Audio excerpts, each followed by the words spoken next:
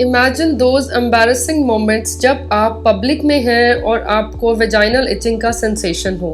अगर आपको ये बहुत फ्रिक्वेंटली हो रहा है तो इसके बहुत से रीजंस हो सकते हैं और आपको अपना lifestyle, personal hygiene and menstrual hygiene को ज़रूर चेक करना चाहिए।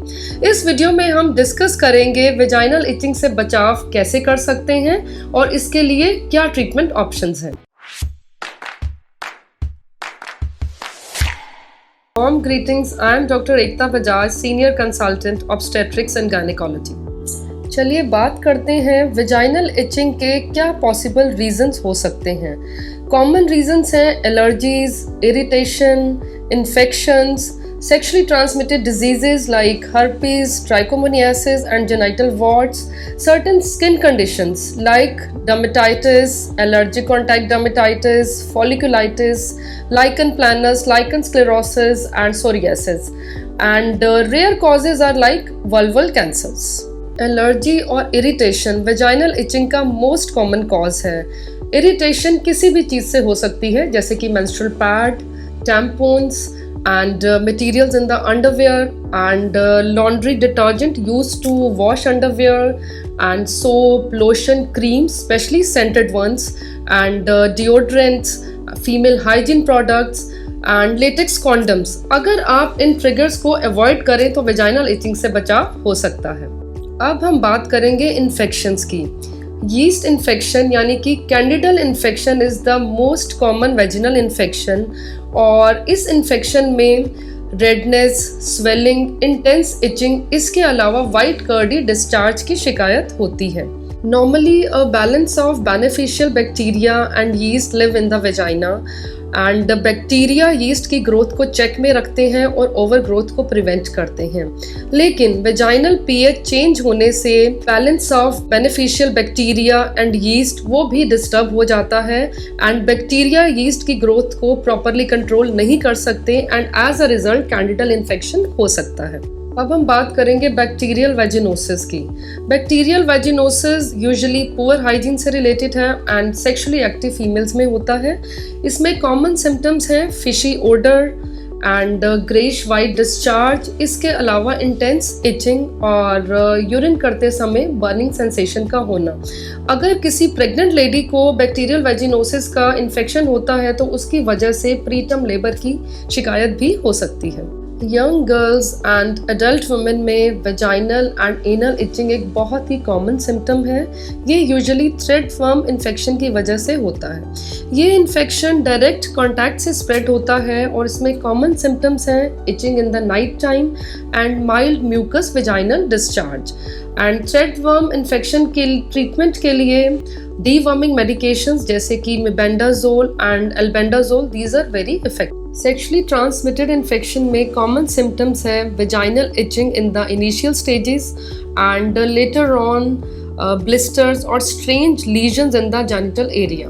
अगर आपको इनमें से कोई भी सिम्टम हो तो आप अपने गायनेकोलॉजिस्ट से ज़रूर कंसल्ट करें। सेक्शुअली ट्रांसमिटेड इन्फेक्शंस को ट्रीट करना बहुत ही ज़रूरी है, अदरवाइज इनकी वजह से लॉन्ग टर्म कॉम्प्लिकेशंस जैसे कि pelvic inflammatory disease and pregnancy complications and infertility की प्रॉब्लम भी हो सकती है। और जिन लेडीज़ को प्रेगनेंसी के दौरान सेक्शुअली ट्रांसमिटेड इन्फेक्शन होता है वो चाइल्ड बर्थ के दौरान अपने बेबी को भी सेम इन्फेक्शन पास कर सकते हैं। वेजाइनल इचिंग के रेयर कॉजेज हैं neuropathy and vulval cancer. Vulval cancer की वजह से इचिंग, बर्निंग एंड ब्लीडिंग हो सकती है। इवन यूरिनरी ट्रैक इन्फेक्शन में भी वेजाइनल इचिंग की शिकायत हो सकती है। इसके अलावा hormonal changes specially during pregnancy and menopause and women who are taking hormone birth control pills, उन लेडीज में भी वेजाइनल इचिंग की शिकायत हो सकती है। वेजाइनल इचिंग से रिलीफ के लिए क्या करना चाहिए? Try to use cotton underwear and periods के दौरान मेंस्ट्रुअल पैड्स, टैम्पून्स और पैंटी लाइनर्स को फ्रीक्वेंटली चेंज करें and best is to use menstrual cup because it is environment friendly as well. Scented products जैसे कि lotions, creams, fancy soaps and female hygiene products, इनका कम से कम इस्तेमाल करें क्योंकि इनकी वजह से भी वेजाइनल इचिंग हो सकती है। टाइट फिटिंग क्लोथ्स जिनकी वजह से स्वेटिंग ज़्यादा होती है और इन्फेक्शंस का रिस्क ज़्यादा होता है, उनको अवॉइड करें। बेकिंग सोडा बाथ, इसकी मदद से vaginal itching and yeast infection से रिलीफ भी मिल सकता है। Use barrier contraception means condoms का यूज़ करें इंटरकोर्स के दौरान, and latex free condoms are better because इनकी वजह से वेजाइनल इरिटेशन भी नहीं होती एंड साथ ही साथ सेक्शुअली ट्रांसमिटेड डिजीजेस से भी बचाव हो सकता है। सिंपल होम रेमेडीज़ की मदद से वेजाइनल इचिंग से रिलीफ मिल सकता है, लेकिन किस स्थिति में आपको अपने डॉक्टर से मिलना चाहिए?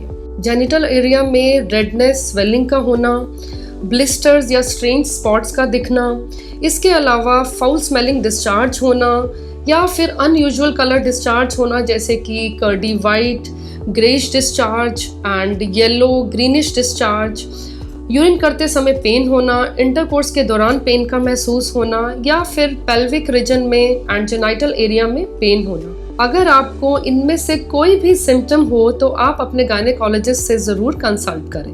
पेशेंट्स कॉमनली पूछते हैं वेजाइनल इचिंग के लिए वैसलीन का इस्तेमाल किया जा सकता है। वैसलीन या पेट्रोलियम जेली एक ऑयल बेस्ड ऑइंटमेंट है और कुछ स्टडीज़ के अकॉर्डिंग वैसलीन यूज़ करने से बैक्टीरियल वेजिनोसिस का रिस्क बढ़ता है, तो आप वैसलीन का यूज़ करना प्लीज़ अवॉइड करें। फीमेल्स वेजाइनल इचिंग से बचाव के लिए कॉमनली कोकोनट ऑयल का यूज़ करती हैं और ऐसा माना जाता है कोकोनट ऑयल यूज़ करने से वेजाइनल इचिंग और कैंडिडल इन्फेक्शन से बचाव हो सकता है, लेकिन अभी तक इस बात को प्रूव करने के लिए कोई भी स्टडी नहीं हुई है।